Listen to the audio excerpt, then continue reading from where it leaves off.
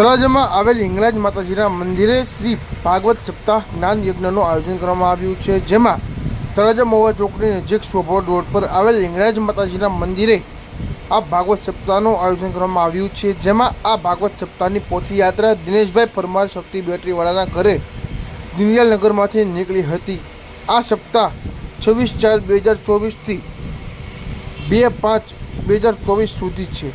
વધુમાં સાંભળો શું કહે છે।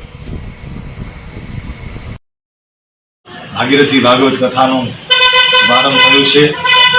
आप चेनलना माध्यमथी आपे बधा जोया हशे। बहु मजानी शोभायात्रा वाते गाते अमारा दिनेशभाई ने त्यांथी कोर्पोरेटर दिनेशभाई ने त्यांथी अद्भुत आवी यात्रा काढी बधा जोड़ाना। अने सनातन धर्मनुं जे मूळ कहेवाय भजन अने भोजन, ए भजन अने भोजननी साची दर्शन जो थता होय तो आ माना धाममां थाय छे। कारण के आदि अनादिथी આપણે ગૂગલ કરીએ ને, ગૂગલ અત્યારના મોબાઈલનો ગૂગલ કરીએ કે આ વિશ્વનો ભારત નહીં, વિશ્વનો પહેલો ધર્મ કયો, આ બ્રહ્માંડનો પહેલો ધર્મ કયો, તો ગૂગલ જવાબ દેશે કે સત્ય સનાતન ધર્મ પહેલો છે। અને સનાતન ધર્મમાં તો આ દરિયો છે, સનાતન ધર્મની મૂળ વસ્તુ છે ભજન અને ભોજન।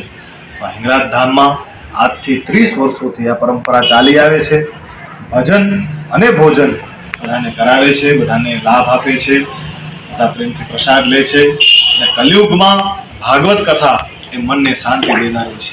માણસે બધું પ્રાપ્ત કર્યું છે પણ મનની શાંતિ આજે માણસોને નથી, તો મનની શાંતિ માણસોને મળે એના માટે ભાગવત મોટું સાધ્ય અને સાધન છે। બધાને ઘણા ઘણા જય હિંગળાજ, જય ભગવતી, જય શ્રી કૃષ્ણ।